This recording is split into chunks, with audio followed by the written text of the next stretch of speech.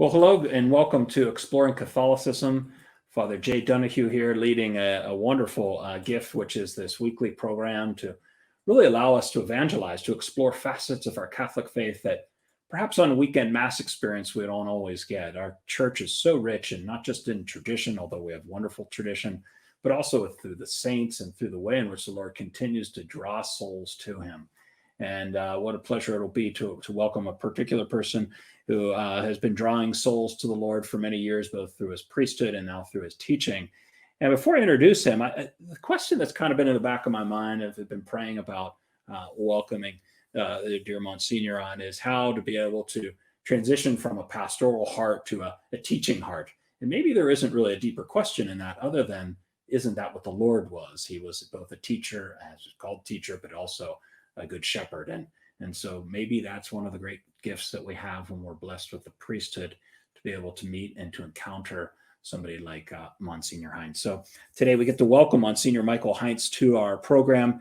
He is a priest originally of the Diocese of Fort Wayne, South Bend. So if you're a Notre Dame fan, I'm not sure if he is, but he was born pretty close, or raised as a diocesan priest pretty close to the University of Notre Dame. He completed his seminary studies at St. John's Seminary in Brighton, was ordained in 1993, and served in high schools and parishes for over 23 years.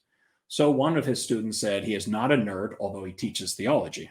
In 2008, he completed his PhD in patristics at the University of Notre Dame. While rector of the co-cathedral parish in South Bend, he taught at Notre Dame for over a decade.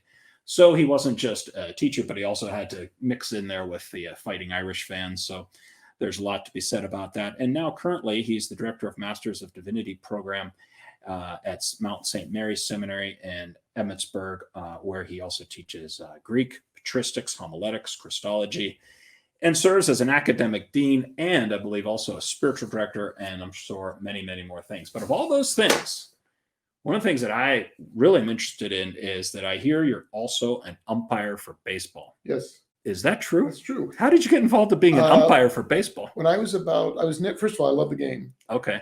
And I've never been gifted. It's hard to imagine looking at me with athleticism. And so I was always the kid who sat the bench, but I love the game. And I realized when I was about 11 or 12 that if you umpire, you're part of the game, but you don't have to be a great athlete, and you can still enjoy the game. So I began umpiring around 11 or 12 years old. My sister, who's 4 years younger, was playing softball at Little League, and I started umpiring her games, and then moved from that to minor baseball, to major baseball, to senior baseball. And so I umpired all through my high school years. When I was ordained and got into parish life, I thought, I'm going to get my high school license. So I did that, and I umpired high school baseball for a number of years. And then when I finished my PhD, some parishioners very thoughtfully and without my knowing approached the bishop, John Darcy at the time, and said, could we give him the gift of a sabbatical?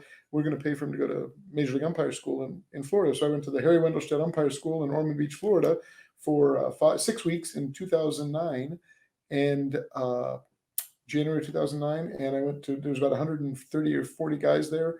And so I went to professional umpire school and came back, and I've done some high school, some college, and I love the game. I don't have a lot of time to do it anymore, but I certainly love the game. Have you ever had any challenges in umpiring, of people spitting at you or kicking dust at your feet? Do they do that anymore? I've ejected 2 people in all my years. And I used to umpire regularly in South Bend, the game between the 2 Catholic high schools. And to show you the work we need to do in terms of educating our young people, as I was going out in the field, and one kid said, he won't make any mistakes, he's got magisterium. And I said, that's not quite how it works, and that's not what magisterium means. But I said, I appreciate the confidence. Yeah, so I love the game, and it's a way of being part of the game and enjoying the game, and not having to be a great athlete. I once heard a talk from a coach, who's a longtime baseball coach. And how wide's home plate? Do you know? 18 inches. So how wide would home plate be for a little leaguer? That's the same size. How wide would the home plate be for a high school student? That's the same size. And for a major league baseball player? It's the same size. Exactly. So then he says, notice it's the same size. So in morality, it's the same thing, that there is a criteria called the 10 Commandments, and they're the same size. In other words, just because it's it's hard for one person to maybe throw a strike. We don't expand the strike zone and make it like different. It's like, no, this is the criteria that's set up. It's the same size. And so he made this analogy between the size of the baseball plate and the challenge that we have in our morality today. It doesn't expand because, oh, somebody can't do this or that. It's not like, oh, yeah, if you start living together with a person, that's great. Expand the strike zone of what marriage is, or expand the strike. Yeah, you can start dabbling in drugs. That's not, because you're stressed out, this and that. So don't expand the strike zone over that. Have you found being an umpire, how's that helped you as a priest? Well, I've exercised my priesthood in between games, or I've heard confessions down the left field line more than once or twice. I was a high school chaplain, and so I would very often at games, kid would say, like, hey, Father, can I get a confession after the game or before the game? Well, sure. So we just find a discreet place and celebrate the sacrament. And, when a young person, or when anyone wants to go, a priest is usually thrilled and delighted to celebrate the sacrament. Now, you didn't grow up in South Bend, did you? Well, I grew up in Elkhart. I was born in California. Okay. My father's originally from Elkhart, Indiana, and was in the Navy prior to Vietnam. Was discharged from the Navy, was working in the Bay Area in San Francisco, where he met my mother, who's native of the Bay Area. And they were married. I was born there. And when I was about 2, they moved back to Indiana, where I was raised. And I have both my parents are deceased, have gone to God. My sister, who's 4 years younger, than a brother who's 7 years younger. My sister is still in the South Bend area, and my brother and his wife and kids, they live in the Bay Area of California. My sister and her family are in South Bend. And what was it like growing up in your family? Was your dad and mom, were they deeply religious? How would you describe the piety of your home? My mother was very devout. My father's a convert. And my father, when I was about 12 or 13, one night at the dinner table, just announced, he was very open to us practicing the faith, but he never went to church with us or anything. And just at dinner one night, asked, what would you guys think if I became Catholic? And of course, I'm sure this had been a conversation that was going on between them for a long time. It was totally news to us. And so this was the days really before RCIA had taken on any traction. And so on Monday evenings, my dad would go to church and do instructions with Monsignor Lester, who was the pastor at the time. And so after a series of months, my father was received into the church. His confession was confirmed. And then on a Saturday, and the next day, he received his first communion with my sister. Wow. So, oh my gosh. Which is very beautiful. And I would call our home life, I mean, my parents, I don't remember ever missing Mass, Right. but my parents weren't super involved, like on every committee in the parish or anything like that. But it's just what we did. I never questioned going to Mass as a child because it was as natural to me as like, well, we brush our teeth, we sleep, Sunday Mass is what we did. And same Mass, same pew every week, 11 o'clock Mass, 4th pew from the front to the left. That's what was the name of the church? St. Thomas the Apostle in Elkhart, Indiana. That's where I found my vocation. I remember I went to grade school there, and we lived actually not that far, 5-6 blocks from the church. And either we dropped off or we could walk when we were older, but I would get there early. I'm early for everything. I always joke with people, they know me, I'm early for everything. So when I die, they're going to wheel the casket in about half an hour early, and everyone knows it's really him. But I would go there to church. I would go and kneel down and just say a prayer. And I think that's probably my first thought about, or first heard the Lord saying, I'd like to be a priest. And I was probably 6th, 7th grade when it first entered my mind. Right. Didn't tell anybody. Didn't feel the need to share that with anyone at that time. And then but that's what happened, was in that church. So I'll still go back when I'm near, and where I live in South Bend now, when I'm home in the diocese, is a big parish called St. Pius and Granger. It's a wonderful parish. The pastor is a great friend of mine, a mentor of mine. He gives me rooms there so I can stay there when I'm home. And I use that as base of operations. I'll help cover other parishes and such. But when I'm ever in Elkhart, I will always make sure point of stopping and going to that same pew where I used to kneel down as a kid, kneel down and make a little act of prayer there and thank the Lord. Yeah, there's something about the sacred places in our lives where when you go back to them, there's this just an onslaught of just grace that kind of covers you again. And memories. I tell people who are in trouble in prayer, dryness in prayer, for example, or just they're sort of in a rut. When was the last time? Like, where did you really pray well when you were younger? Or go back to that church. Go, like it's a married couple, who might experience some dryness in their marriage. It's like, well, where did you go when you were first in love? Oh, we used to go to this ice cream shop. When was the last time you were in that ice cream shop? Oh, it's been 20 years. Well, maybe you should go back, and to go back to those places, because I mean, obviously we all have you walk into a Catholic church and you smell a combination of beeswax and incense, and especially older churches where it's in the very fiber of the being of the building. And our olfactory memory is extraordinarily powerful, more powerful, I think, than audio or visual. Right? Yeah, Okay, I didn't know and that. that, like you'll smell something, it'll bring back a host of memories. And churches have a particular smell, many of them, and you walk in, it's like, whoa, memories come flooding back, even more than a particular song or hymn you heard or an icon or image you saw. Those are very powerful, but I think olfactory memory is even more powerful. Yeah, it's interesting. I think if somebody's watching and you think about where are those places that the Lord decided to really just flood your soul with grace. For me, there's this mountain and a small little hill on our family farm in Ligonier. We called it the High Point. We used to go up there in summertime and have these picnics up there. But I used to like to just go up there and just sit there as the sun was setting, or at night when I got off to college and got older and was discerning, and just to be able to sit up there and just be up there in the peace and seeing the mountains and all that. And so that's been one of my places where I discovered and found that. So were you involved with altar serving at all in the parish growing up there? When I was growing up, I would always serve during Lent, especially. I wasn't actually, it wasn't a Sunday or daily mass server for a long time, but I would always serve stations of benediction on Fridays. Okay. During Lent. Yeah. We would always have stations of benediction. I would always go down Friday evening, and Father Don Muldoon was a retired priest in residence from Monsignor Lester. They're both older priests, and I would always serve for them. And so, in fact, an amusing story, when I was a little kid, I would serve benediction. I was 12 years old or so, 11, maybe even before then, and doing the divine praises. And as a child, I always wondered why everyone was always after St. Joseph, because we were always praying her most chaste spouse. And I was, in my mind, hearing chaste, C-H-A-S-E-D. And as a kid, I was always perplexed, like, why, boy, Herod never gave up. He was still after. And then, of course, later realized, because I never looked at it, we didn't use a card because we did it verbally, and I knew it. So I never knew how it was spelled. And so, but I used to serve stations of benediction every Friday. And that brought me into contact with those two priests in particular. And they were just kind to me. And they had something that, again, they weren't young, hip, they weren't cool, they weren't trying to be. They were just good men, and they had something that I desired. I couldn't put my finger on. I was like, what is it that they have that I want? And I felt like I want to have their life.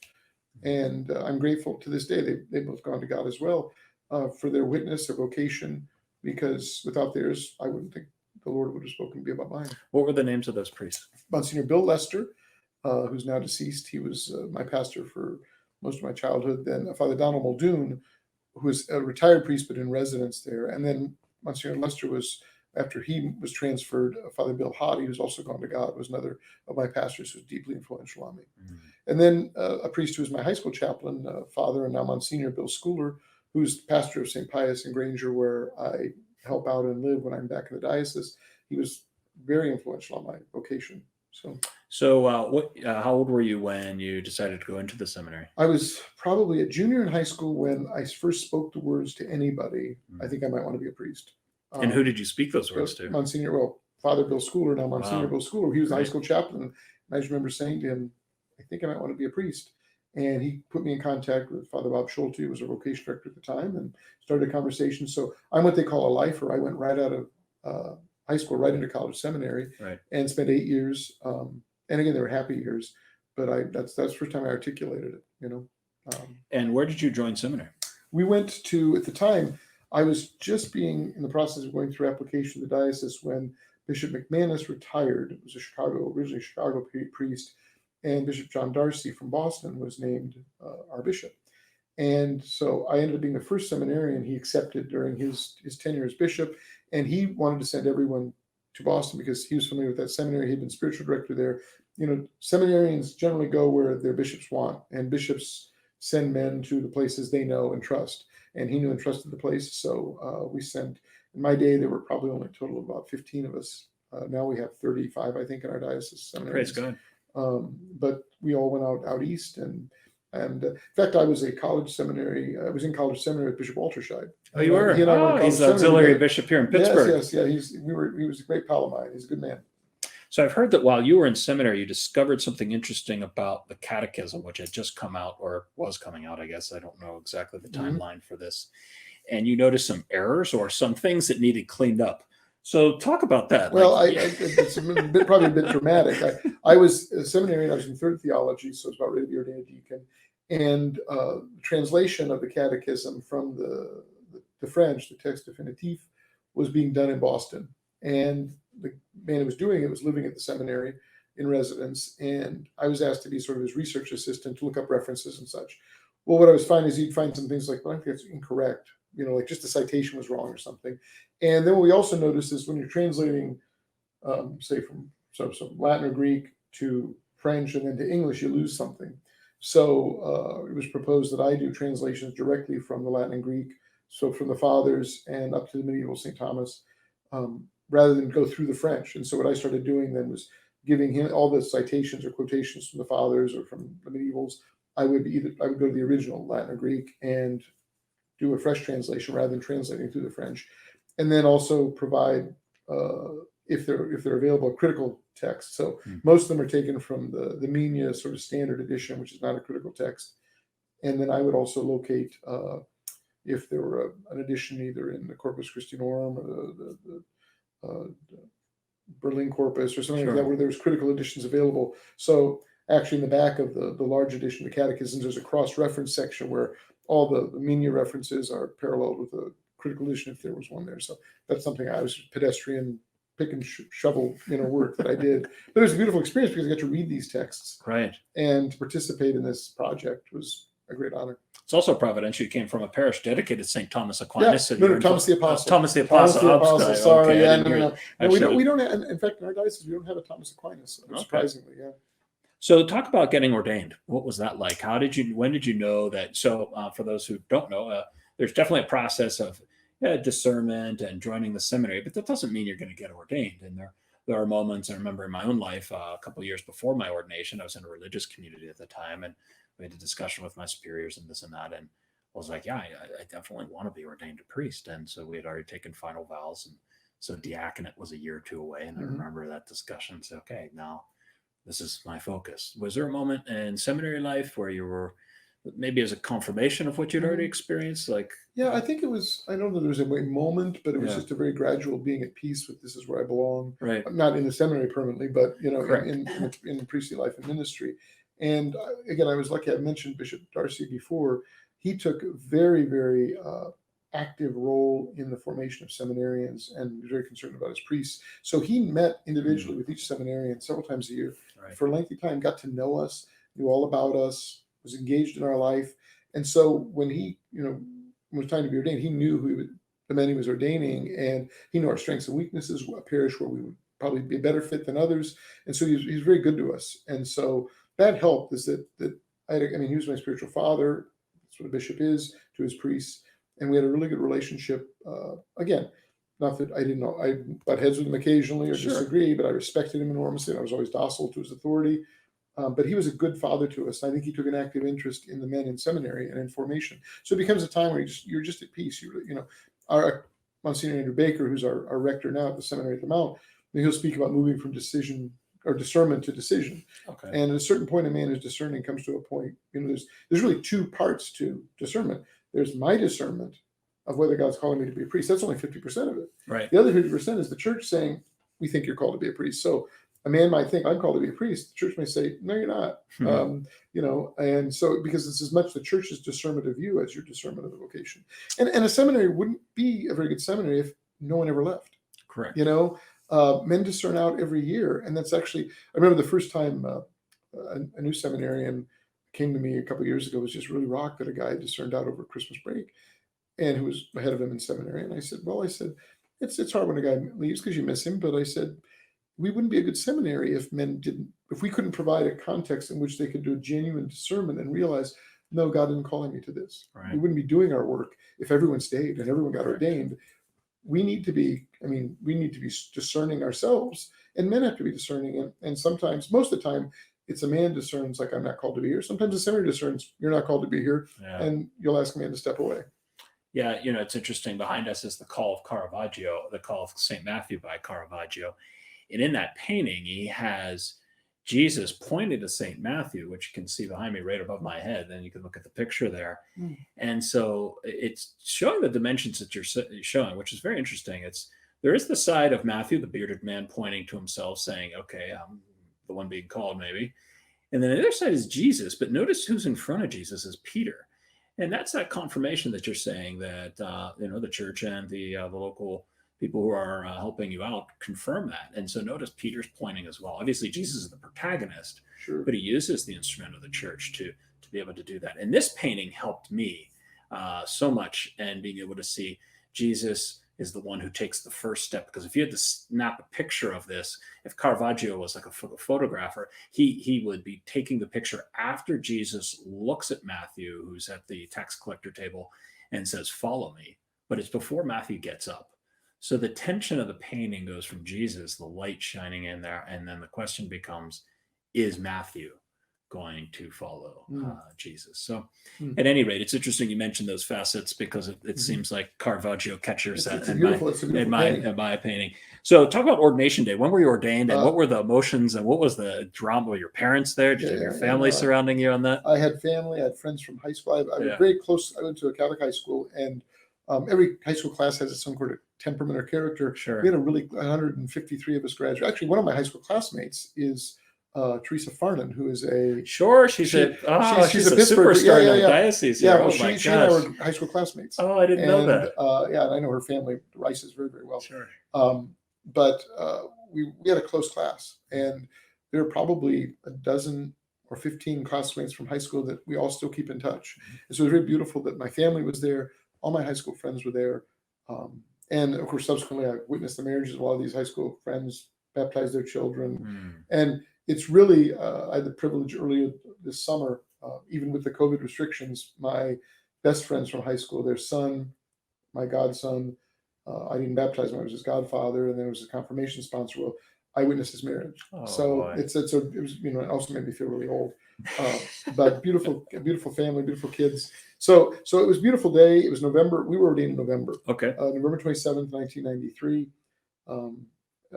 And yeah, I remember my first mass the next day in my home parish, St. Thomas. I had several of my classmates from around the country there as well.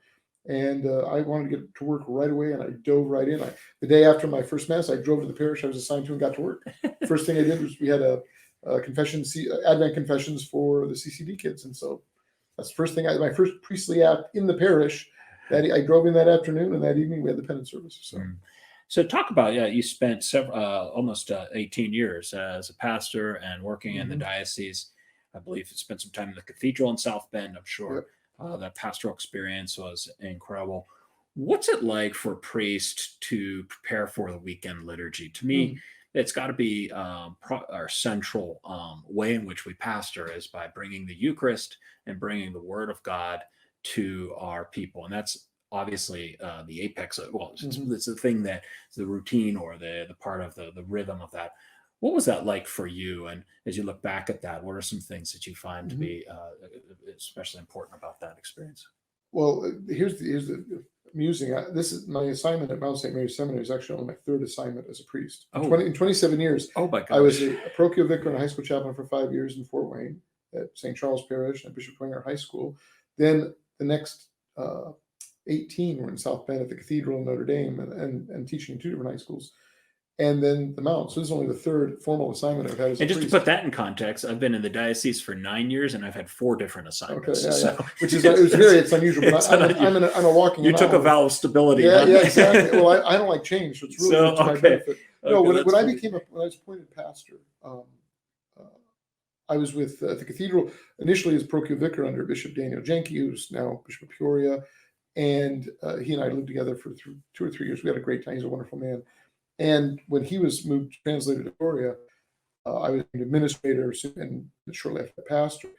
And one of the pastors of the diocese said to me, gave me good advice. He said, "You focus on one thing, do the liturgy well, because that's what matters, and the rest will take care of itself." And he was right.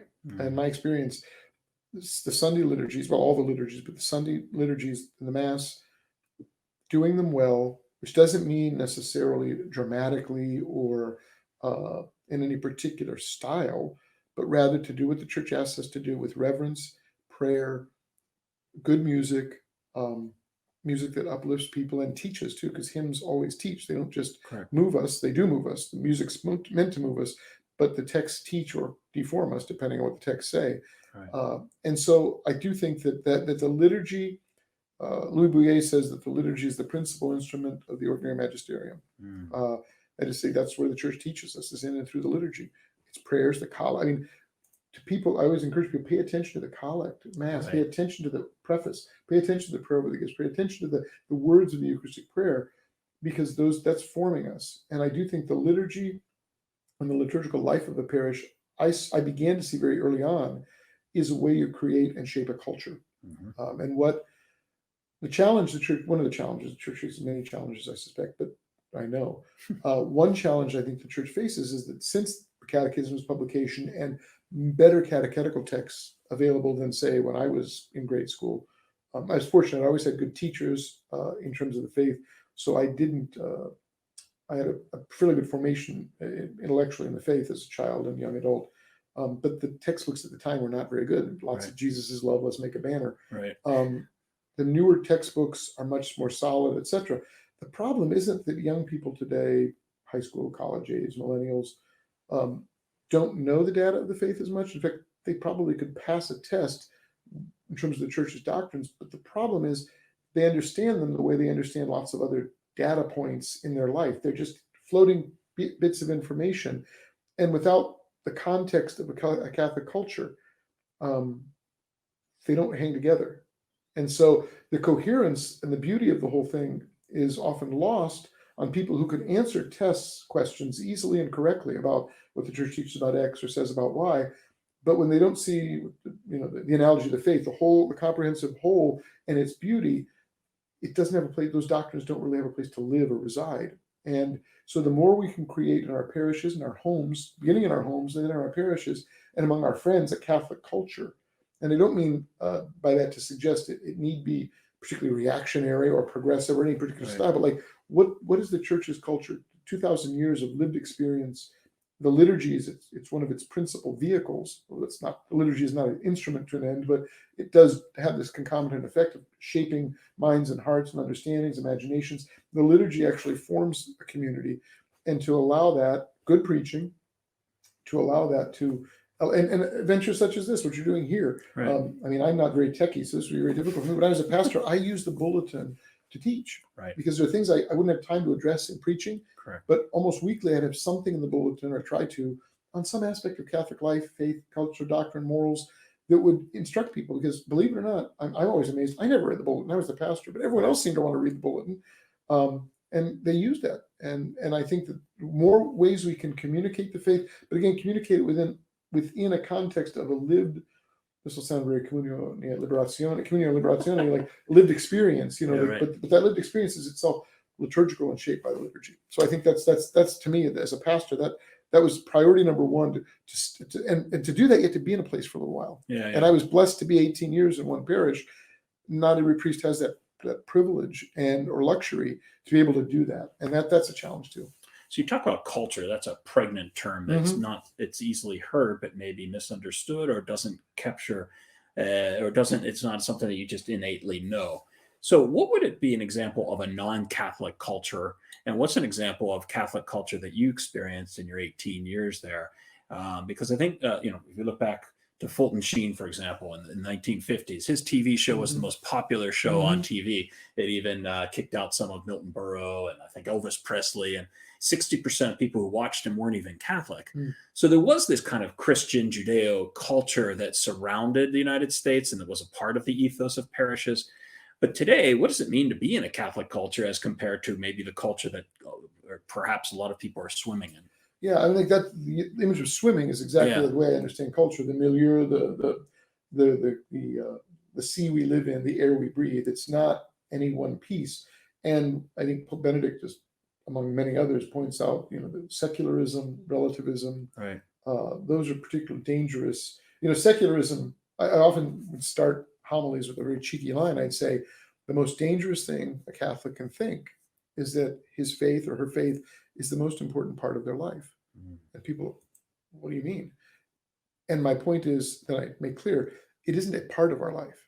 It's the whole fiber of our life. And the moment we've made it a part, secularism wins, because it's the contained part over here that we can do anything we want in this part, but we're not allowed to let that part have an effect on any other element of our lives. Isn't it discouraging when you see leaders and whatever facet of culture say, well, my faith is just going to be something compartmentalized. Here, No, don't worry, it's not going to interrupt no my radical real, secularist or secular humanist ever brackets their secularism when they go in Right. politics, but they're expecting people with religious faith to do that.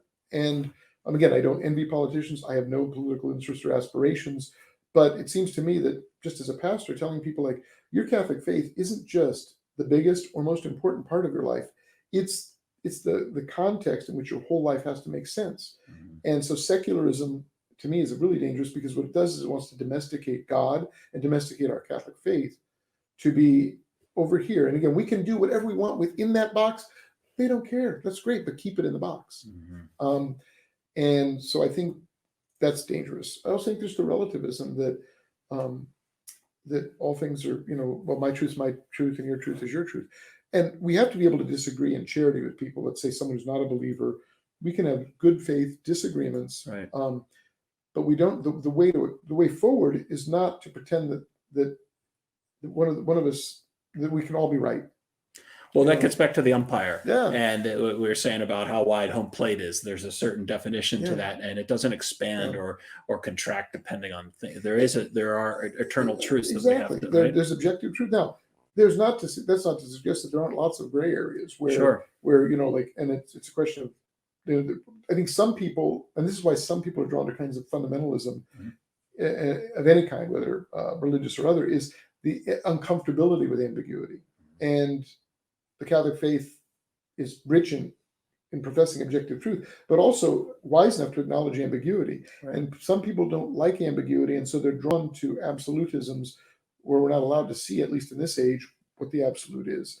But that's exactly right. It doesn't help that our culture, and this is diabolical, literally, because the devil's the divider, has polarization in the church, in the community, in the country. People are such at odds. There's so much tension, and in the last 6 months, I think one of the effects of COVID, diabolical effects, has been everyone's particular besetting weakness or failing or flaw has been just exaggerated and and on steroids, Amplified. Amplified, right? Yes. So whether people who are emotionally fragile are more emotionally fragile. People who are given to depressive episodes are more depressive. People who are angry are angrier. People who, whatever your particular flaw or difficulty is, this is exacerbated and enlarged it. And further, like we see in our own culture, watch the news and for 5 minutes, and it's disheartening because people are incapable of disagreeing amicably. You demonize your opponent, and you can only, you identify your opponent's belief with their so everything's personalized. So if you say I disagree with you, right. I immediately have to take it personally. No. One of my great friends from high school is a non-believer, and even in high school we would go back and forth debating. Great man, love the guy. We just disagree with each other, right. But we can disagree and not hate each other, right. And not like work to undermine each other's dignity. And there's so much of that polarization that goes on. Even as we're seeing it places in the church, it's sad because it is demonic. It is not of God. Christ came to gather all peoples to himself.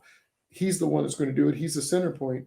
But it's the devil who likes to create division within individuals, within families, between husband and wife, in parishes, in dioceses, in the country, the Church Universal.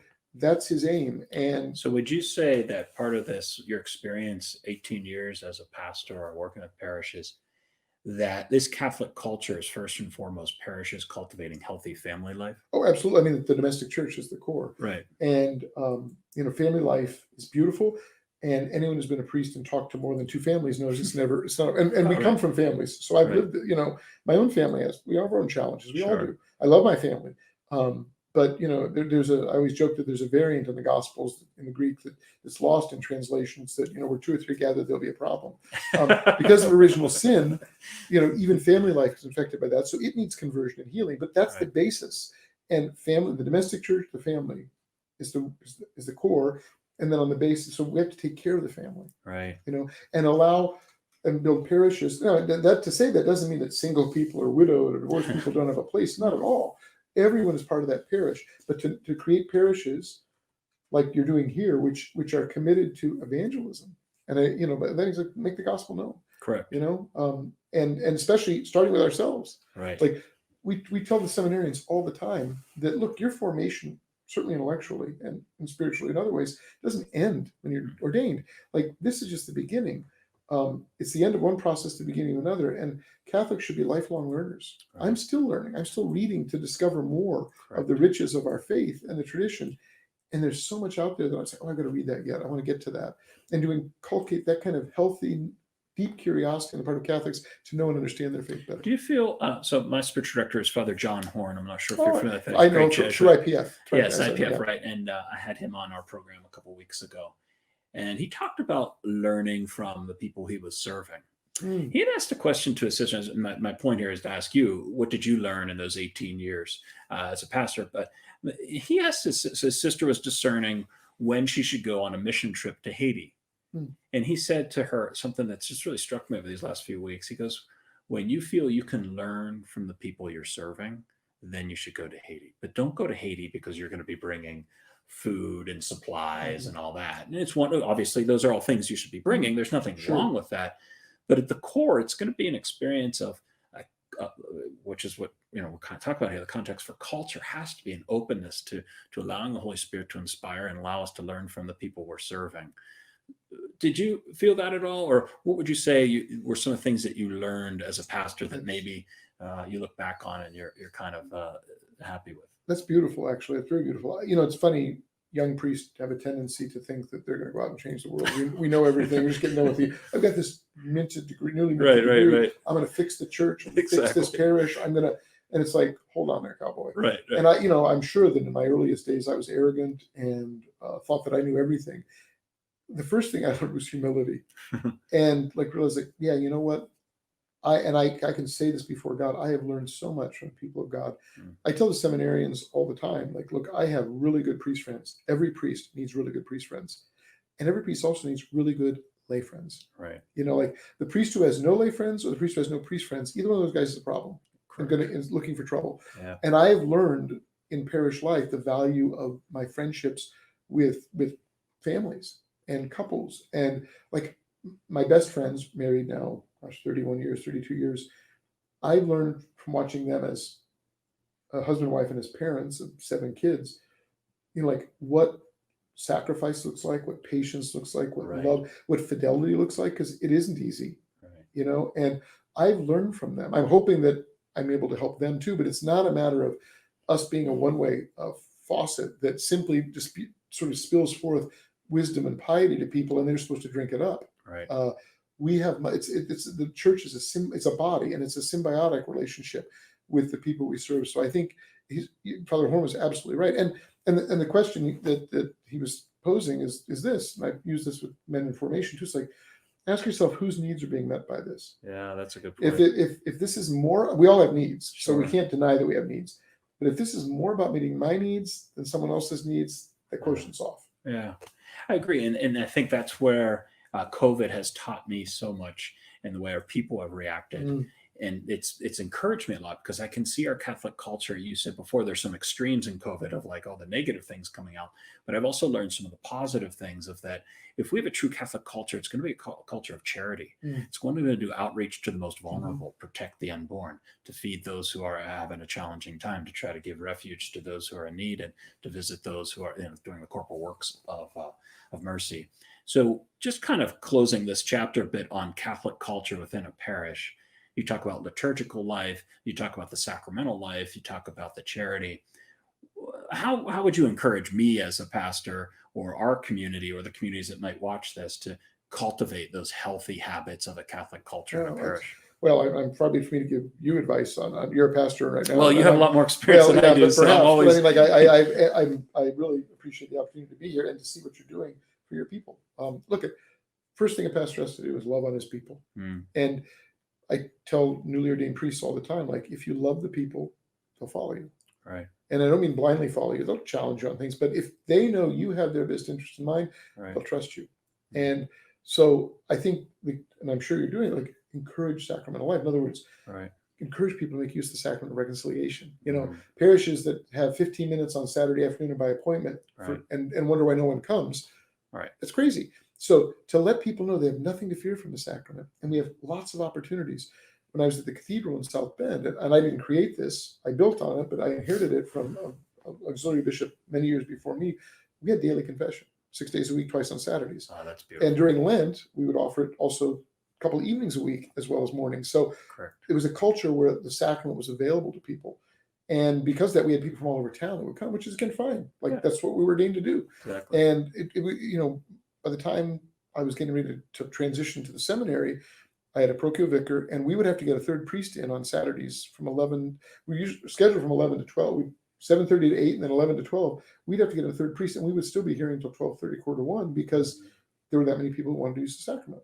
And if you build it, they will come. Right. Like pastors who want to see people use the sacraments, well, we got to offer it more. And so I think like just encouraging people to plug into the life of your parish to the degree you can. I mean, COVID's created challenges, obviously, in terms of limitation and social distancing and such. But my goodness, even if you do nothing other than have a chance to stop in church and make a visit to the Blessed Sacrament and kneel down for 5 minutes and talk to Jesus, tell him about your life, tell your fears, your hopes, and spend time with him. Mm-hmm. It's got to start somewhere. That's a great place to start. Yeah, I've really experienced in the 3 years I've been in this current conglomeration of 4 parishes, just a real desire to encourage Eucharistic adoration. Mm-hmm. And I felt that without the Eucharistic presence of Jesus, it's impossible to build a Catholic culture or parish life. Mm-hmm. And so what I've loved about seeing COVID is that when we had to take away Eucharistic adoration, people were like, when is it coming back? Yes. So we got to the point where we were doing what we called a door at the door, where we were able to set up a makeshift chapel with a window, and you could come and that's beautiful. And so you drive up here at all different times, and people would be in their cars. That's and we'd beautiful. have so it's exactly that a way of saying that. Now, transitioning to what you're doing now, so I can't imagine personally doing what you're doing because I love the challenges and the changes and the daily. I have no idea what's going to happen today. I think I have something going on. And I can't think of anything more, to be honest, monotonous and boring than being at a seminary teaching. Not that I'm not excited about learning about the church fathers and all that you're teaching and knowing Greek and all that type of stuff. How did you make that transition from being a pastor to now being a professor?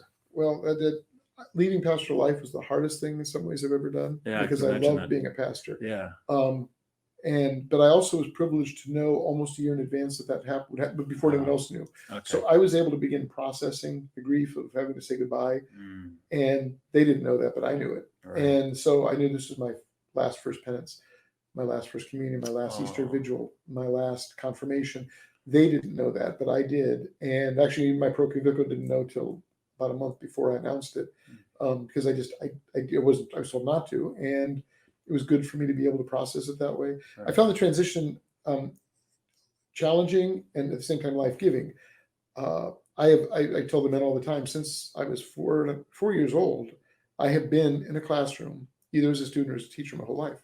There's never been a fall that I've not gone back to school in some capacity, either as a teacher, because I was a high school teacher, went to Notre Dame, and while I was teaching high school, etc.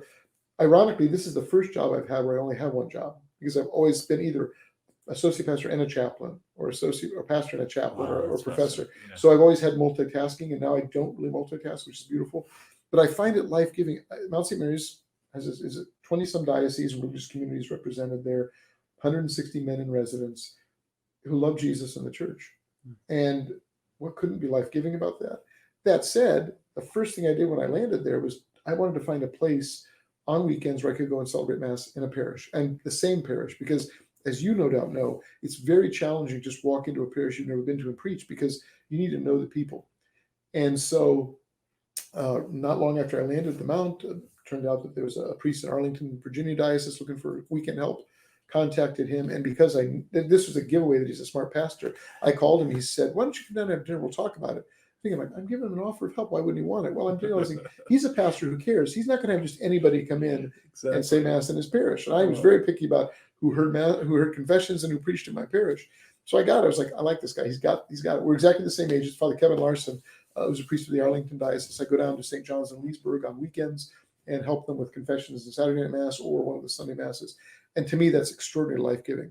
I love being at the seminary, but be able to go on a weekend to a parish and hear confessions and celebrate Mass with the people is beautiful. That's incredible. It's very life-giving. So, tell us about the men that you're working with, and you see, we talk about Catholic culture. Mm. I imagine a lot of them are not really, well, let's say that they come from a culture that's probably not very Catholic, and now all of a sudden they're on a trajectory to become a priest. I can't imagine it's just a one fluid step. What are some of the challenges you're seeing, Yeah. whether it be in pornography, whether it just be in not even being familiar with the story of Christianity, Sure.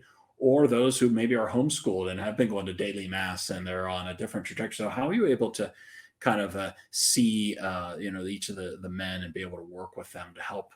Obviously it's God's grace, but you're also there working with that. What are some of the challenges that you experience in the daily life there and working with those men? Yeah, I think that's a shrewd observation. I think that they're all coming from a different place. Correct. And one thing we tell them all at the very beginning is don't play the comparison game. Mm. A new guy coming in from State U who knows a little bit from campus ministry, but didn't never heard the term holy hour before or something like that. And then a kid who's coming from homeschool background, college, seminary, already has 4 years of formation, landing in the pew next to each other. Correct. It's easy for them to look around and like start judging themselves or others on the basis of what they're doing or not doing. So they're all coming from different places. So in some ways, every seminarian's situation is unique. And that's why his formation advisor and spiritual director work with him. Where are you at? And what do you need for your formation? The first question I'll ask anyone who's a new formation advisee or spiritual directee is, what do I need to know about you to be good at this? Mm. Like, you need to tell me where you're at and what your needs are, like what your struggles are, what your joys are, your fears, and then we can work with that. They wouldn't be there if their diocese hadn't done a significant amount of screening, thank God, because that's really essential, as we've learned. So I find that it's really case by case. There's certain sort of benchmarks they all have to have before they can come. Right. Beyond that, it's a range of where guys are. But to see guys grow, I mean, we have a line in formation work. I used to use this with colleagues at Notre Dame. I was able to work with some wonderful colleagues at Notre Dame, and formation works. Mm-hmm. And I remember I was in a conversation the other day with a man who's in second theology, and I remember when he was in first pre-theology, he came from State U. He didn't have a whole lot of, he was Catholic, very believer, and loved the church, but didn't know a lot. And he had not been in any kind of formation program. And his first semester, he just looked like, deer in the headlights. Like, I don't think I belong here. I don't think I'm going to make it.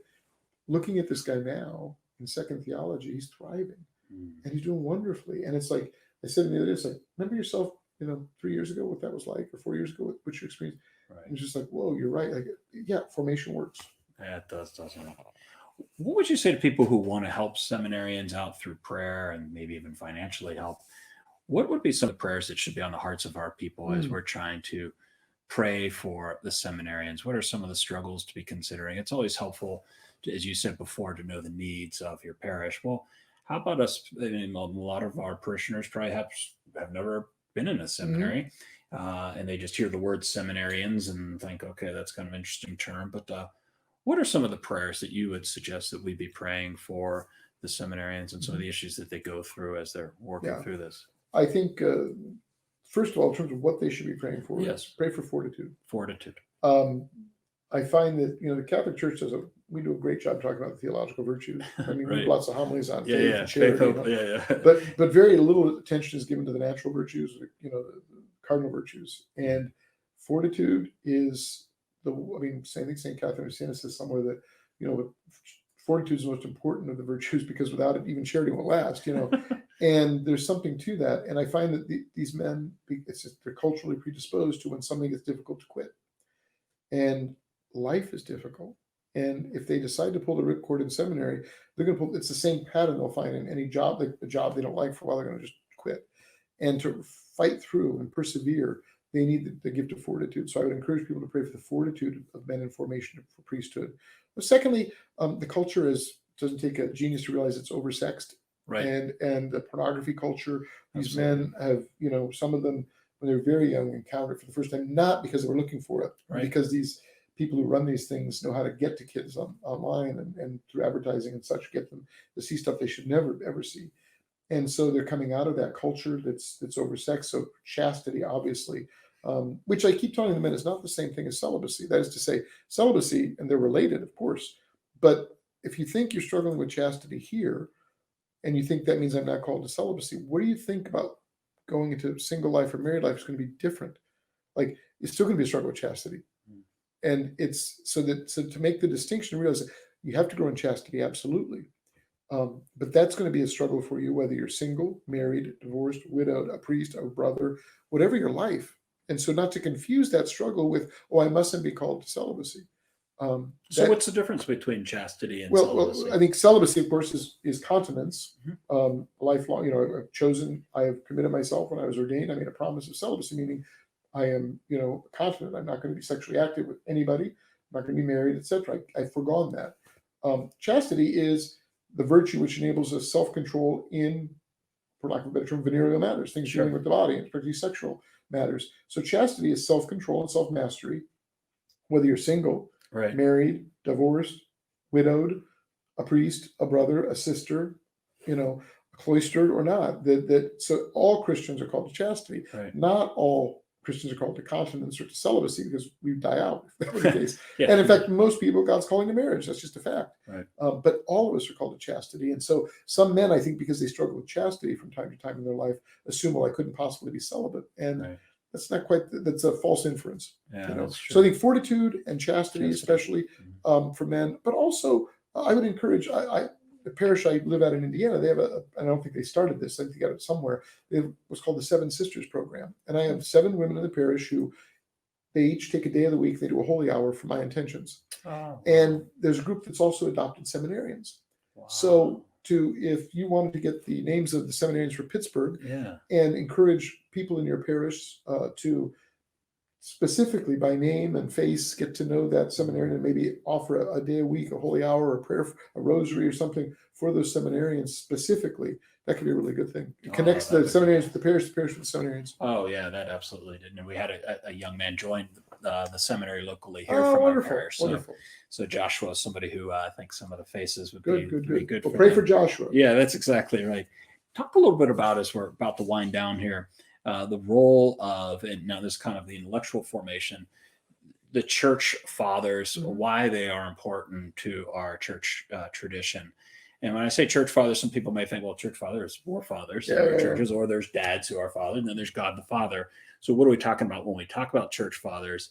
And why has that been something that, at least, that I feel like that's a big strength of yours and your own intellectual development? It's one of the things that I do professionally. So correct. Yeah. I the tradition, the sort of the standard academic explanation would be the fathers of the church are ecclesiastical writers, Orthodox ecclesiastical writers, meaning in line with the church, not Eastern Orthodox. It encompasses both East and West of ecclesiastical writers living from around 100 AD, the close of the New Testament period, to, in the West, either the death of Gregory the Great in 604 AD, or the death of Isidore of Seville in 636, or in the East, the death of John Damascene, John of Damascus in 749. Latin, Greek, Syriac, Armenian, Georgian, Coptic Christian writers. The vast majority of them wrote in Latin or Greek, but there's those other Ethiopic languages that they would write in. And so what drew me to them is, when I was a student, I was fortunate enough to start Latin when I was in 7th grade. So by the time I got to high school, I already had 2 years of Latin under my belt, and I love the language. And started Greek my freshman year of college. And what happened was, I have an interest in history, an interest in language, and an interest in theology. And guess what? They coalesce precisely in this period. And so I found myself drawn to them. And Newman described them, I think, as a paradise of delight, because what I found in the fathers, in reading them as a young man, and still do, a coherence of what we would today distinguish as theology and spirituality.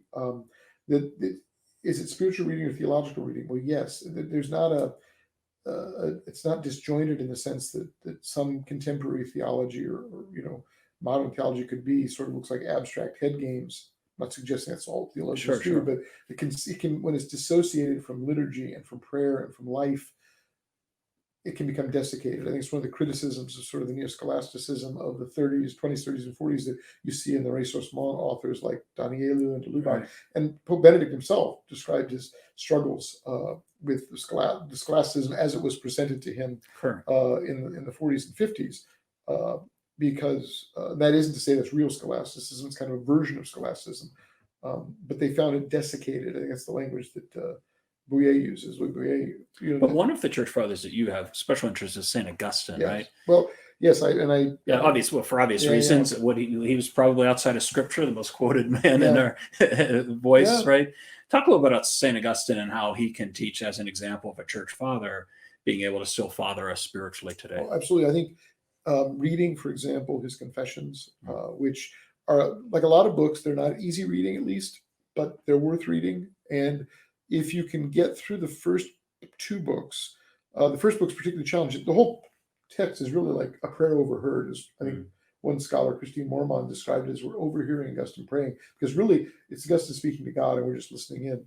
But it's a story of conversion. And again, we all know kind of famous story of his, he lived kind of a profligate life and by grace was able to embrace fully his Catholicism. I mean, he'd been a catechumen as a child, but not really practiced and certainly didn't receive baptism so much.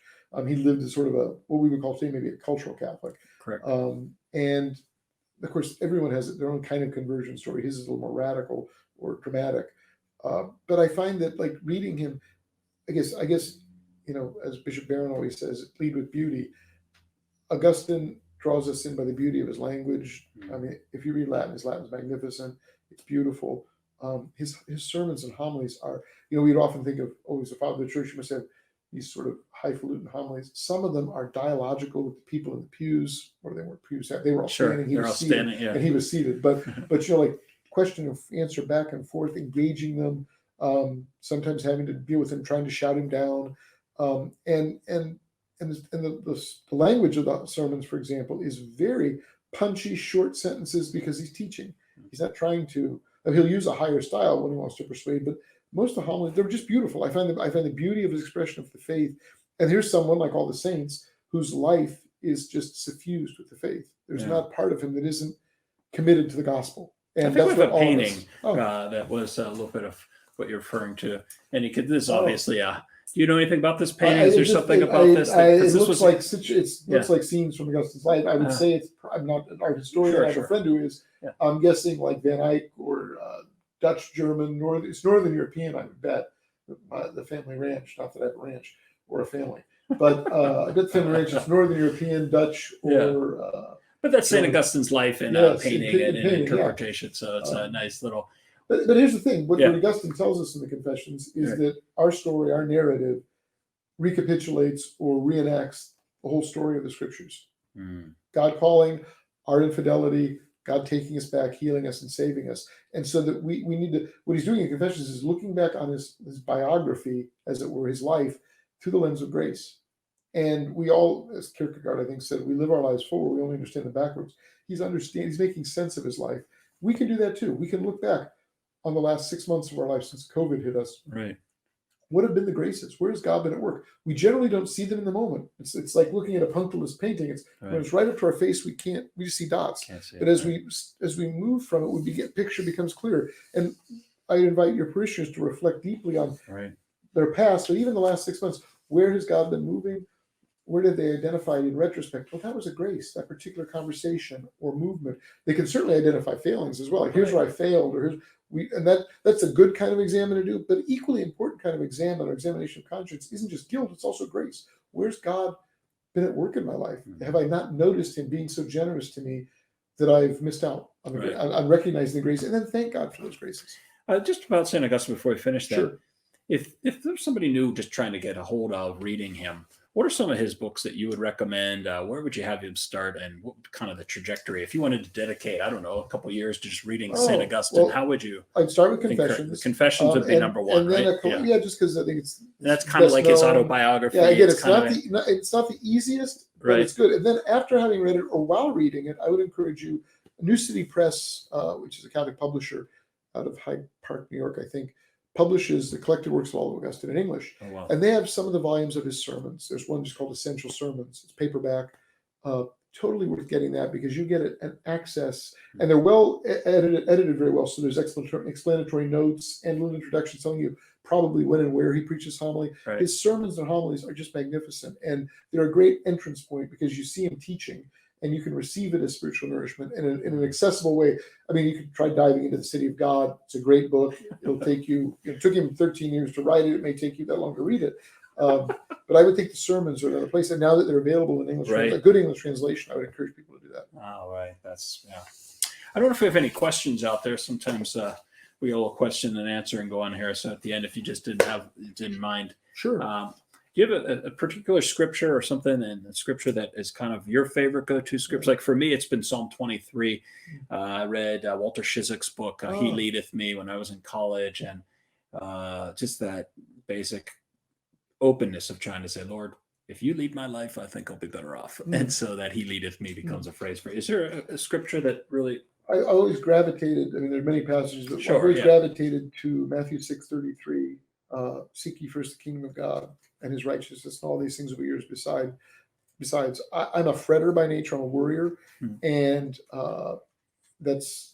I always go back to that when I start to. It's like, no, seek His kingdom first. He'll take care of everything else. So stay single-minded. Keep your eyes on Christ. He'll take care of the things. Ah, beautiful. See if we have another question out there. If a young man is considering priesthood, what do you recommend they do? 3 things. 1, start praying specifically about that vocation. 2nd, if it has been a while, even if it hasn't been a while, go to confession, make a good confession. And 3rdly, seek counsel from a priest you know and trust. And start the conversation. And the priest will help you. Like, is this a realistic thing in my life? He may be very encouraging. He may say, there's some other things you need to do first, etc. Right. But certainly immediately pray, get to confession, and start talking to a priest. Wow.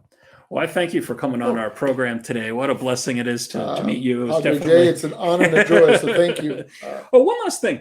You're a Monsignor. Yes. Didn't Pope Francis say you're not allowed to be Monsignors anywhere? Are you kind of a rebel title? What's Monsignor mean, and why are you a Monsignor? I got in under the cut. So I was actually, I've been a Monsignor. I was 42 or 41 when Bishop Darcy called me. So this is before while Pope Benedict was reigning as Pope. The bishop called and the secretary said to me, the bishop's on life. And I thought, what did I do wrong? I was like, what didn't I turn in? What form didn't I get finished? Yeah. And so I took the call and he said, Mike, I said, Bishop, how are you? He said, good. I'm just calling with some news. The Holy Father has named you a Monsignor.